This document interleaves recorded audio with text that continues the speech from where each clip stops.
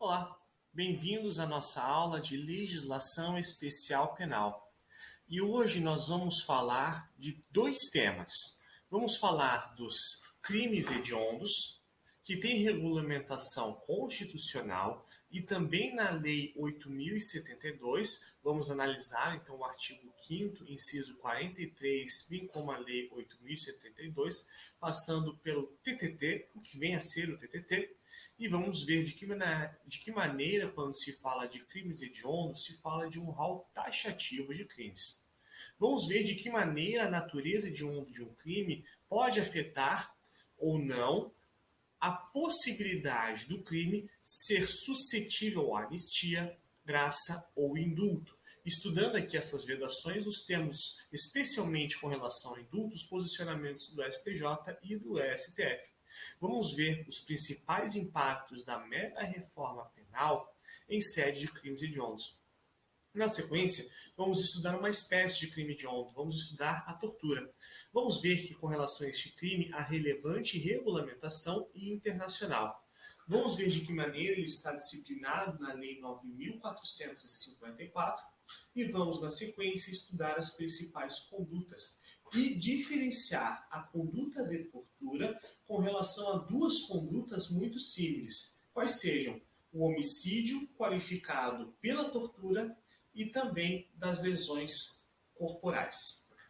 Então vamos estudar agora os crimes hediondos. Quando se fala de crimes hediondos, se fala dos crimes da pior espécie, os crimes mais nefastos, os crimes que têm uma natureza hedionda. E agora, eu faço a seguinte indagação. Quando se fala de crimes hediondos, será que se fala de uma hediondez em um conceito subjetivo, aquilo que eu considero hediondo, você e o juiz? A resposta é negativa. Isto porque, quando se fala em crimes hediondos, se fala em um conceito estrito de crimes hediondos. Crimes hediondos são aqueles previstos em dois importantes diplomas legislativos e aqui nós temos que nos atentar à nomenclatura adequada. Os termos da Constituição Federal, está bem? Os termos da Constituição Federal, lá no artigo 5º, inciso 43, lá no inciso 43, nós temos que os crimes hediondos, tá? Temos que, reproduzindo aqui o dispositivo, a lei considerará crimes inafiançáveis e insuscetíveis de graça ou anistia a prática da tortura, o tráfico ilícito de entorpecentes e drogas afins, o terrorismo e os definidos como crimes hediondos, por eles respondendo os mandantes, executores e os que poderem evitá-los se omitirem. Eis que a Constituição já impõe que três relevantes práticas, tráfico, terrorismo e tortura, terão sempre o tratamento de crime hediondo. Portanto, estas três práticas, tráfico, terrorismo e tortura, vão ser sempre disciplinadas como se crimes hediondos fossem. E aqui terão vedações, terão uma progressão de regime diferenciado. Os crimes hediondos têm uma série de limitações, está bem? Uma série de limitações relevantes. E eis que, não obstante estes três crimes, tráfico, terrorismo e tortura, nós temos a própria lei. A lei é que define o que é crime hediondo. Não é o povo, não é o juiz, é a lei. E esta lei vem a ser justamente a Lei 8.072, que traz no artigo 1º um rol muito extenso de crimes hediondos, que vem aumentando conforme várias reformas legislativas vêm sendo aplicadas. Tanto que com, por exemplo, a recente mudança legislativa, nós tínhamos até relativamente pouco tempo a previsão de alguns crimes hediondos, e agora, por exemplo, nós temos, em função da Lei 13.964, a inclusão do homicídio, está bem? O homicídio quando praticado em atividade típica de grupo de extermínio, está bem? Ainda que por um só agente, como sendo um crime hediondo. E uma série de hipóteses de crime de homicídio qualificado como sendo hediondo também. Outra situação interessante, Olha só, alguns crimes de roubo, algumas modalidades de roubo atualmente são consideradas crime hediondo. Artigo 1º da Lei 8.072, lá no inciso 2, vai falar do roubo, também com algumas circunstâncias, entre elas o circunstanciado pela restrição da liberdade da vítima. Olha só, se tem restrição da liberdade da vítima, nós temos o artigo 157, parágrafo 5, inciso 5, então nós temos um crime hediondo. Olha só, o circunstanciado pelo emprego de arma de fogo, está bem? Arma de fogo, artigo 157, parágrafo 2º-A, inciso 1 do CP. Ou então, arma de fogo de uso proibido ou restrito, outra modalidade de roubo em que se utiliza a arma de fogo, mas a qualificadora aí específica, né? Eis que, perdão, a causa de aumento específica. Não obstante isso, nós temos também como crime hediondo o roubo qualificado pelo resultado lesão corporal grave. Olha só, o roubo do qual decorre uma lesão corporal grave ou até mesmo a morte, aqui independentemente de haver ou não uma arma de fogo. Ou seja, nós tivemos, por conta da mega reforma penal, a inclusão lá na lei dos crimes hediondos de várias condutas, está bem? Várias condutas relevantes e, infelizmente, corriqueiras no dia a dia brasileiro. Mais uma questão. Na medida em que somente a lei pode definir o que é hediondo, e nós temos Lei 8.072 para isso, nós temos a Constituição determinando aquilo que vai ser sempre equiparado a hediondo, ou seja, a lei não pode tirar a anistia, a tortura como sendo hediondo. Tá? A Lei 8.072 ela só pode complementar o texto constitucional, não pode suprimir em nada o texto constitucional. Eis que este rol é taxativo. E a doutrina interpreta a natureza taxativa deste rol trazendo uma informação bem importante, que é a seguinte: na medida em que somente a lei pode definir o que é hediondo e a lei deve ser interpretada restritivamente e o rol ele é taxativo, a doutrina vai dizer, e jurisprudência dos tribunais aceitam pacificamente, a ideia de que é hediondo aquilo que é representado principalmente pela conduta caput, né? A conduta caput, a conduta típica do tráfico, do terrorismo e assim por diante. De modo que, se nós tivermos uma situação em que o crime ele é privilegiado, o crime privilegiado perde sua natureza hedionda. Repito, o crime privilegiado ele perde a sua natureza hedionda. Por quê? Porque os crimes hediondos devem ser interpretados restritivamente, considerando-se um rol taxativo. O crime privilegiado seria de uma natureza autônoma. Vamos pegar dois exemplos. O primeiro exemplo, muito trazido pela doutrina, é do caso do pai que vem a realizar um homicídio qualificado, ou seja, um crime hediondo, mas ele só faz isso porque a sua filha acabou de sofrer violência pelo agressor. Ou seja, temos uma hipótese de uma privilegiadora. É um homicídio qualificado, mas ao mesmo tempo privilegiado. Esse crime cometido pelo pai em face de um agressor da própria filha, ele é considerado hediondo? A resposta dada pela doutrina é negativa, porque a privilegiadora afasta a hediondez da conduta. E segundo exemplo, agora muito cobrado em concursos públicos, está bem? Muitíssimo cobrado em concursos públicos, diz respeito ao tráfico. Tráfico de entorpecentes é um crime equiparado a hediondo previsto no artigo 33 da Lei de Drogas, está bem? No artigo 33 da Lei de Drogas. E eis que, não obstante o caput do artigo 33 trazer a modalidade clássica de tráfico, nós temos uma figura privilegiada, nós temos o tráfico privilegiado, tá? Previsto no parágrafo 4º.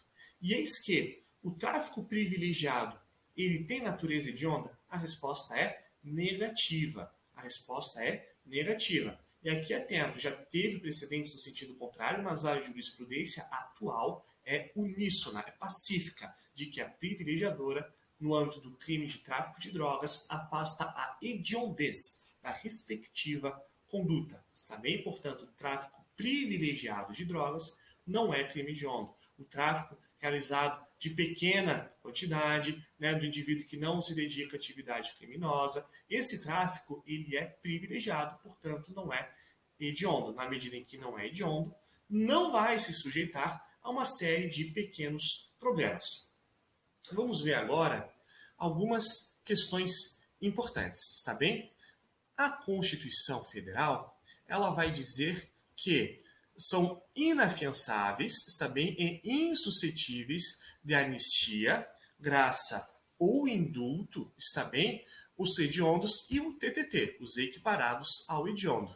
Só que nós temos um pequeno problema aqui, tá? Quando se fala em inviabilidade de anistia e graça, o texto constitucional é bastante claro, né? Anistia ou graça. Anistia e graça, tranquilo. Fiança, né? Fiança também é mencionada no texto constitucional.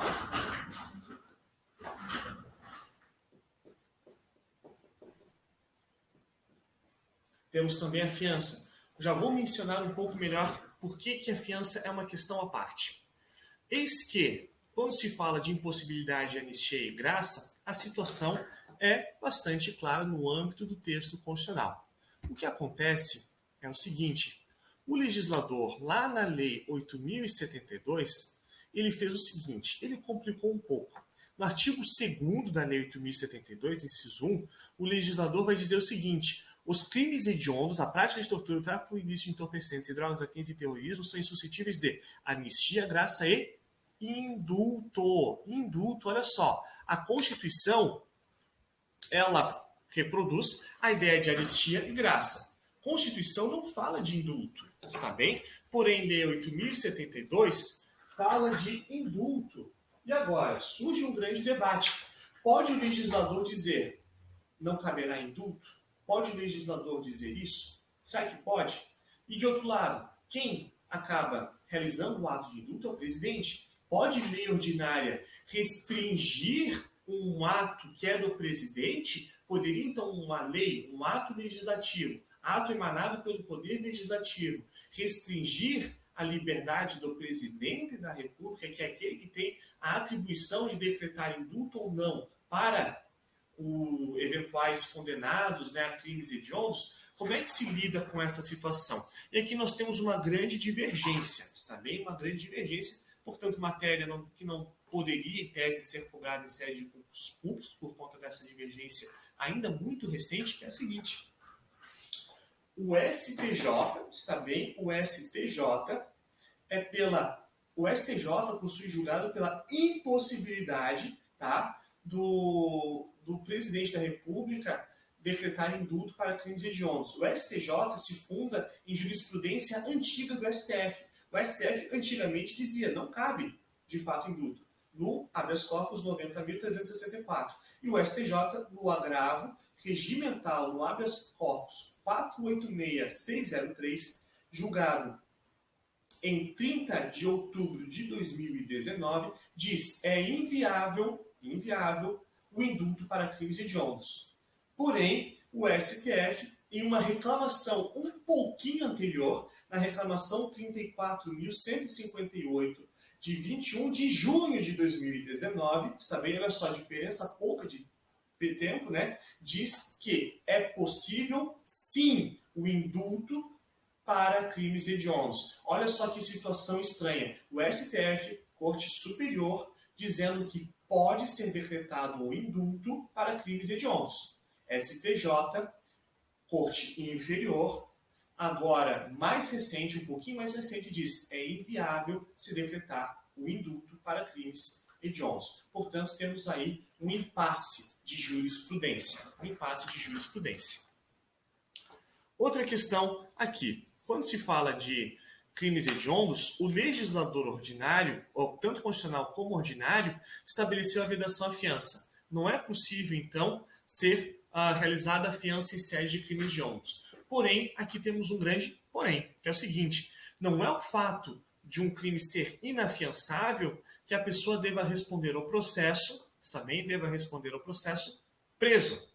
A fiança é um instituto próprio. É somente no caso de fiança que a pessoa não responde pelo processo preso? Não. A regra geral do sistema brasileiro atual é pela liberdade, de modo que somente quando ficar demonstrado que o indivíduo representa uma ameaça na ordem pública, assim por diante, se nós tivermos uma hipótese de decretação de preventiva e assim por diante, prisão preventiva, é que nós vamos ter, então, o indivíduo respondendo ao processo preso. O fato de não ser viável a fiança não quer dizer automaticamente que o indivíduo vai responder ao processo preso. Está bem? Outras medidas acautelatórias podem ser realizadas, pode ser decretada uma prisão domiciliar com monitoramento eletrônico ou não, está bem? Portanto, tenha em mente que ao suprimir a fiança, a possibilidade de fiança para crimes hediondos, isso não quer dizer que o indivíduo deva responder a processo preso.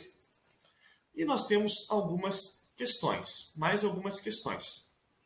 Quando se fala, por exemplo, em prisão temporária, nós temos que o prazo para os crimes hediondos é distinto. Se nós temos, regra geral, um prazo que é de 5 mais 5, em sede de crimes hediondos, nós temos um prazo de 30 mais 30.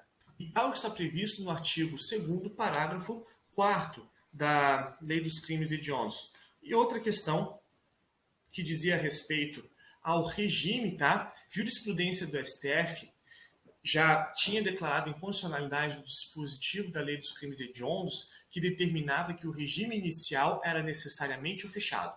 Também, durante muito tempo, vigorou o entendimento de que o regime inicial deveria ser necessariamente o fechado para os crimes hediondos. Porém, STF disse que não é possível se falar em regime necessariamente fechado, que a pena deve ser individualizada. Que a individualização da pena é um direito subjetivo do eventual apenado.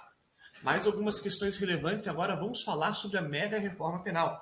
A mega reforma penal mudou profundamente dois institutos, tá? Dois institutos relacionados à execução penal.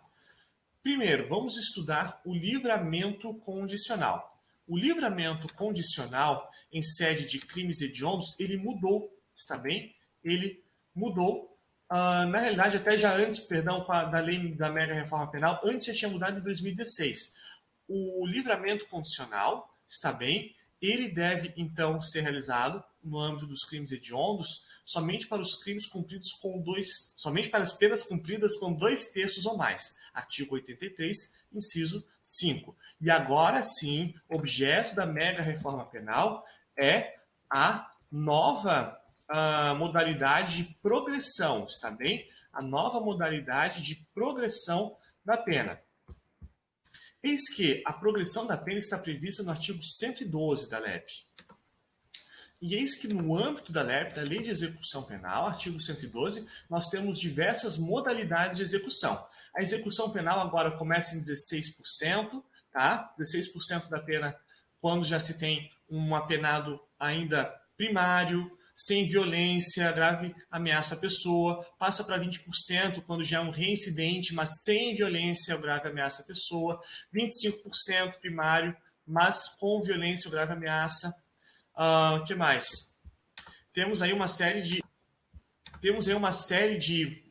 modalidades de progressão, e eis que lá com relação aos crimes hediondos, nós temos que a progressão se dá com relação a 50%, está bem? 50% quando se tem a prática de crime, 40%, tá? 40% quando se tem um crime hediondo, está bem? 40% é necessário para a progressão do crime quando o crime é hediondo. Progressão da pena, quando o crime é hediondo.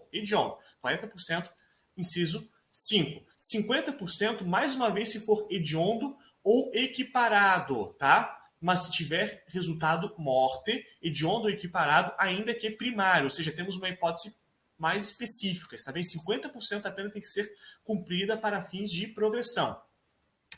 E eis que, já no inciso 7, nós temos 60%, agora 60% para o reincidente na prática do crime hediondo, ou seja, reincidente específico no crime hediondo, reincidente hediondo, agora nós temos essa figura do reincidente em crime hediondo, que daí sim é 60%, e nós temos uma última modalidade de progressão que é muito, mas muito restrita, que é a de 70%, inciso 8 do artigo 112, vai falar então de 70% para o apenado reincidente em crime hediondo ou equiparado com resultado morte. tortura com resultado morte, por exemplo, conforme a gente vai ver, está bem? É o reincidente em crime hediondo ou equiparado com resultado morte. Ou seja, nós temos uma modalidade muito específica de progressão de regime para os hediondos, que vai levar em consideração o critério se teve resultado morte ou não, se é primário ou não, essa escada, né, de possibilidades de progressão nos termos da mega reforma penal, que alterou drasticamente o artigo 112 da LEP. Visto isto, vamos estudar agora a tortura, que conforme a gente já viu, é uma modalidade de crime hediondo. A tortura, ela possui normatização internacional, uma regulamentação internacional. Por quê? Porque nós temos a Convenção da ONU contra a Tortura, que foi internalizada no Brasil pelo Decreto 4091. Decreto 4091. E eis que, de acordo com a Convenção Interamericana, nós temos que tortura é basicamente o ato cometido por funcionário público, tá? No âmbito do direito internacional, na Convenção Interamericana, nós temos a ideia do crime de tortura como sendo aquele cometido por funcionário público, aquele que estiver a seu serviço, aquele que, por exemplo, o Estado consente em que esteja realizando o serviço por ele. Vamos pensar que um Estado tivesse uma milícia, algum grupo trabalhando para o Estado, ou um grupo remunerado pelo Estado, mas que não tivesse vínculo, né? Eis que, no direito internacional, se preocupa com a ideia de que a tortura é praticada por funcionário público. É um investigador, é um oficial de segurança pública e assim por diante. Tal conceito é também trazido no âmbito da Convenção Interamericana para Prevenir e Punir a Tortura, que é o Decreto 98386 de 89. Está bem? Portanto, nós temos esses dois importantes tratados e nós temos também o protocolo facultativo da ONU com relação à tortura, que é o Decreto 6085, Decreto 6085 de 2007, que lida especificamente com a situação de pessoas presas, visto que, para o direito internacional, as pessoas presas seriam mais vulneráveis às práticas de tortura, visto que elas seriam mais vulneráveis a atos de Estado de querer penalizar indevidamente, constranger essas pessoas. Visto isto, nós temos também que mencionar, antes de passarmos para a Lei 9.455, que na medida em que a tortura representa uma violação dos direitos humanos, o Brasil se comprometeu a preveni-la. E nós temos para isso a Lei 12.847, está bem? A Lei 12.847 prevê o mecanismo, tá, nacional de prevenção e combate à tortura, o MNPCT, que envolve, dentre outras ações, as visitas periódicas, o monitoramento, a cooperação, que envolve, por vezes, a sociedade civil. Nós temos visitas, revisões e assim por diante, uma série de os relatórios também, que envolvem, então, uma tutela de natureza civil para a prevenção da tortura. O que acontece agora? Não obstante todo esse sistema que visa coibir a prática da tortura, nós lidamos aqui no direito penal com a efetiva repressão à tortura. Como reprimir a tortura? Como criminalizar a tortura? E no Brasil nós temos uma situação bastante interessante que é prevista na 9.455, Lei 9.455 de 97,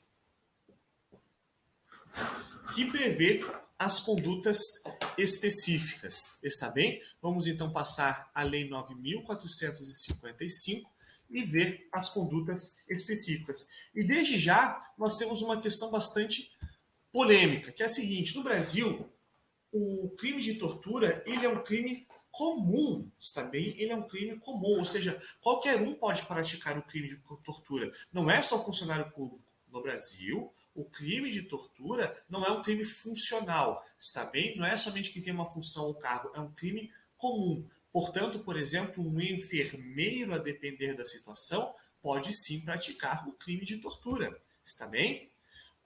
Vamos então ver o artigo 1º da Lei 9.455, que diz o seguinte: constitui crime de tortura constranger alguém com emprego de violência ou grave ameaça, causando-lhe sofrimento físico ou mental. E aqui nós temos essas duas grandes modalidades de tortura, não só a física, como também a mental. Vamos ilustrar com as práticas de Guantánamo, que envolvem, por exemplo, colocar som extremamente alto para o indivíduo, a provação do sono, né? Sons contínuos, ininterruptos, sofrimento mental, ou seja, temos uma violência que ela é grave, né? E é um sofrimento, não é uma mera dor, é o sofrimento, é algo contínuo.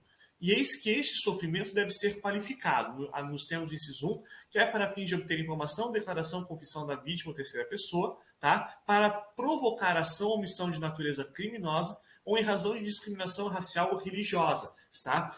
Então, você está realizando essas ações por conta de uma discriminação, para obter informação, ou então para provocar uma ação sobre determinada pessoa.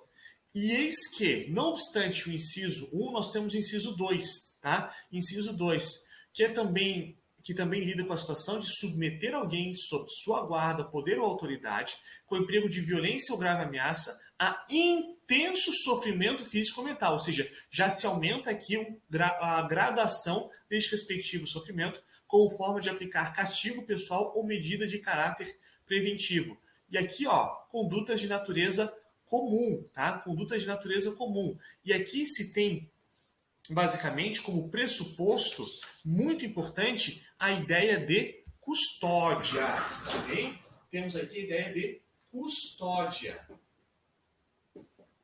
Custódia. O pressuposto central para se vislumbrar uma prática de tortura é que se tem uma custódia anterior. Custódia anterior da respectiva pessoa. Ou seja, é a custódia anterior aquela em que determinado indivíduo vem justamente a pegar alguém que já tinha custódia antes e pôr-lhe o sofrimento. Caso de, por exemplo, o enfermeiro que impõe um sofrimento sobre uma pessoa que estava sob sua custódia, um idoso de um asilo e assim por diante. O idoso de um asilo, por exemplo, acabou realizando um ato pouco higiênico, né? E o idoso, então, começa a fazer o agressor começa a fazer o idoso a sofrer, para impor um castigo, que é que esse idoso sofra por conta de uma ação, né? Aí temos uma modalidade de tortura, Situação já apresentada perante o STJ, jurisprudência de 2018, lidava com a seguinte situação. Determinado indivíduo, ele trabalhava numa empresa como vigilante e eis que supervisores dessa empresa acreditavam que o vigilante estava roubando, realizando determinadas ações e pegaram este vigilante, e no que pegaram este vigilante, quiseram fazer com que este vigilante confessasse que ele realizava práticas de furto, roubo nesta empresa, tá? Furto nessa empresa, era hipótese de furto na empresa. E eis que este vigilante, que era uma pessoa livre, era um servidor como outro qualquer, é capturado por esses supervisores e é aplicada tortura sobre este funcionário da empresa, incluindo, salvo engano, a utilização de produtos químicos nos órgãos genitais deste trabalhador. A pergunta que se faz é o seguinte: teve prática de tortura? E uma decisão apertada, uma decisão muito apertada, um único voto de diferença, foi exarado o entendimento pelo STJ que, na situação, na medida em que o funcionário é livre, não há uma custódia por parte da empresa ou dos supervisores com relação a este funcionário, este trabalhador livre. Está bem? Portanto, não há que se falar em tortura neste caso. Há tão somente lesões corporais. Nesta hipótese da pessoa que é livre e ela é capturada e começa a sofrer determinada ação, temos lesões corporais. Vamos pensar na hipótese da pessoa que eventualmente captura um assaltante e agora começa a agredir ela, nos termos da jurisprudência mais recente do STJ, teríamos aí lesões corporais. Por quê? Porque uma pessoa não tem uma custódia anterior de assaltante, não tem uma custódia de um funcionário. Está bem? Teríamos lesões corporais. É algo que, eu reitero, vem a ser um entendimento muito problemático no STJ na medida em que se teve uma divergência muito forte. Teve apenas um voto de diferença, está bem? O resultado foi de apenas um voto. Portanto, é possível que se tenha uma guinada da jurisprudência nesse sentido. E mais uma questão aqui. Parágrafo 4º da Lei 9.455 vai dizer que o fato do crime ter sido cometido por funcionário público é uma causa de aumento. Parágrafo 4º.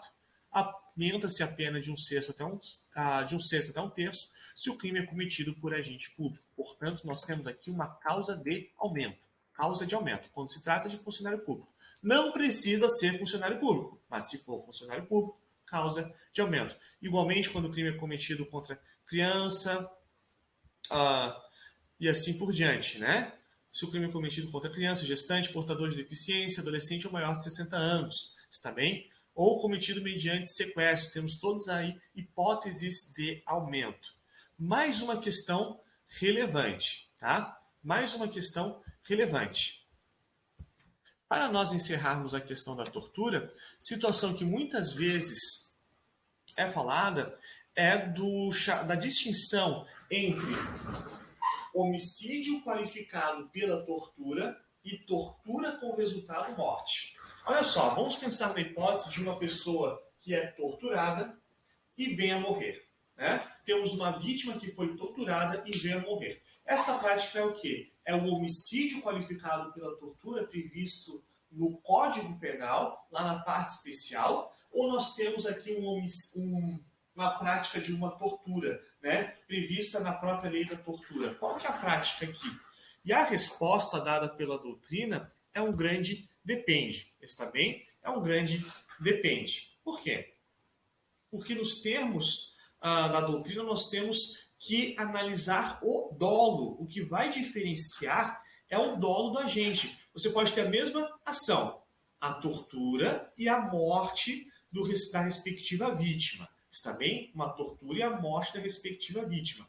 Porém, como é que você vai saber se nós temos, neste caso, um ato de homicídio qualificado pela tortura ou a tortura qualificada pelo evento morte? Que é, por sua vez, expressa no artigo 4º, né, parágrafo 3º, que vem a expressar que se resulta lesão corporal de natureza grave e gravíssima, a pena é de reclusão de 4 a 10. Se resulta morte, de reclusão de 8 a 16 anos. Tem que se analisar o dolo. Qual foi a intenção do agente? A intenção do agente foi de pegar uma vítima e aplicar-lhe tortura, mas sem antever que estava se passando e em função dessa tortura o agente morreu. Se você tem essa hipótese, você está lidando com tortura, tá?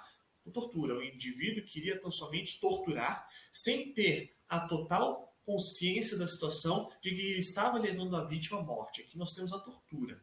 Porém, na medida em que você tem um ato em que o indivíduo já queria desde sempre a morte da vítima, ou consentiu com a morte da vítima, ou mostrou-se indiferente da morte da vítima, e aqui nós temos a teoria do assentimento no direito penal. Se o indivíduo começou a torturar e assentiu que a vítima morresse, nós temos um homicídio qualificado. Está bem? Um homicídio qualificado. Portanto, hoje, nós vimos essas duas importantes matérias. Nós vimos a questão dos crimes hediondos, vimos a previsão e a tratativa constitucional que se dá no artigo 5º, que prevê a vedação à fiança, anistia e graça, bem como a Lei 8.072. No caso da Constituição, temos também a vedação desses institutos de anistia, graça e fiança para os TTTs, que são o quê? Os crimes equiparados aos hediondos, que são tráfico, terrorismo e tortura. Vimos que a Lei 8.072 traz um rol bastante extenso, mas ainda assim taxativo de crimes hediondos, e prevê uma série de tratamentos especiais com relação aos criminosos que cometem os crimes hediondos. Este rol tem que ser taxativo, não pode ser subjetivo, é um rol taxativo. E na medida em que este rol é taxativo, os crimes hediondos privilegiados já fogem deste rol nos termos da doutrina. Principais exemplos são o homicídio qualificado privilegiado e o tráfico de drogas privilegiado. No âmbito desses tratamentos diferenciados dados pela Lei 8.072, nós temos que a Constituição ela veda a fiança, a anistia e a graça. Porém, a Lei 8.072 inova, dizendo que é vedado também o indulto. E agora, é vedado o indulto, sim ou não? STJ tem um entendimento e o STF tem outro. O STJ diz que é vedado o indulto e o STF diz que não é vedado o indulto, que tal representa uma prerrogativa do presidente da República. Portanto, lei ordinária não poderia restringir este direito, esta este poder que o presidente tem constitucionalmente atribuído. Vimos as principais questões relacionadas à mega reforma penal no que diz respeito à progressão. Temos uma progressão diferenciada para os criminosos que cometem crime de onda, que começa dos 50%, 40%, tem 50%, 60%, até 70% para as hipóteses mais graves do criminoso reincidente hediondo, né? E vimos também que já desde antes o livramento condicional para crimes hediondos já tinha sido objeto da lei de inovação em 2016, de modo que ele é diferenciado também, então, o livramento condicional. Em sede de tortura, a gente viu que, não obstante ser um crime equiparado e hediondo, possui normativa internacional, nos termos da Convenção da ONU sobre tortura, Convenção Interamericana, bem como um protocolo facultativo que foi assinado e internalizado pelo Brasil, que vem tratar especificamente das pessoas presas. Não obstante isso, para evitar a prática de tortura, nós temos um mecanismo de natureza civil que prevê revisões periódicas, visitas, relatórios, previsto então na Lei 12.847. Está bem? Lei 12.847. No que diz respeito à efetiva criminalização da tortura, nós temos a Lei 9.497. E aqui nós temos um contraste no que dispõe o direito brasileiro e no que dispõe o direito internacional, na medida em que o direito brasileiro vai além. A normativa internacional prevê que os países ficam obrigados a coibir a prática de tortura, sendo entendida a tortura como a prática realizada por funcionários públicos ou a quem estiver à disposição do Estado. Está bem? Isso no direito internacional. No direito interno brasileiro, a Lei 9.455 vem a disciplinar que a tortura é um crime comum. Qualquer um pode cometer a tortura. A título de exemplo, vamos pensar em cuidadores de idosos. Eles podem cometer a tortura? Sim, podem cometer tortura sem maiores dificuldades aqui. Mais uma questão, para se tipificar a conduta, você tem sempre uma situação de custódia prévia. Tá? O indivíduo o agressor tinha a vítima em seu poder, e ele então se vale de uma situação de poder, ele abusa de seu poder sobre a vítima, abusa dessa custódia para torturar-lhe. A tortura não é a mera imposição de dor, é sim um sofrimento físico, moral, deve ser intenso, deve ser prolongado e assim por diante. Se não tiver essa característica, pode vir a ensejar uma lesão corporal. A STJ entende, então, que temos lesão corporal quando nós não temos uma custódia prévia, ainda que o sofrimento seja muito intenso. E é importante nós diferenciarmos também a tortura com resultado morte, prevista na Lei 9.455, do homicídio qualificado pela tortura. Uma situação é o indivíduo querer a morte de seu alvo ou assentir com a morte do seu alvo, torturando. Isso é um homicídio qualificado pela tortura. E no sentido contrário, a tortura qualificada pelo resultado morte é quando o indivíduo só queria torturar, mas em razão disso acaba ocorrendo o evento morte. Com isso é tudo e encerramos a aula de hoje.